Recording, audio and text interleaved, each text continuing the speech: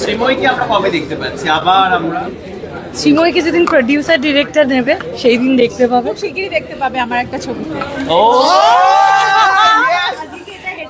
এইটা হেডলাইন করে এই নজর দেবে না একদম। কে আছে ঋতুদি? ওর অপোজিটে কে আছে? দেখেছো এইবার মজা খেয়ে নেবে, দেখেছো? করলে হবে না। কাঞ্চনদা, ঋতুদি অলরেডি ব্রেকিং দিয়ে দিয়েছে, ছবি করছে শ্রীময়ী, সেখানে কি তার অপোজিটে তুমি আছো? আমরা জানতে চাইছি। 2025 ঋতুপর্ণা সেনগুপ্তর বছর, যদি দয়া করেন তাহলে পাঠ হবে, নাহলে হবে না। বাবা, আর কাঞ্চনদা ছাড়াও ঋতুদির সাথে আমার একটা আলাদা ওই দেখো। একটা সম্পর্ক, ইন্ডিপেন্ডেন্ট। আমরা কথাও বলি ওভাবে।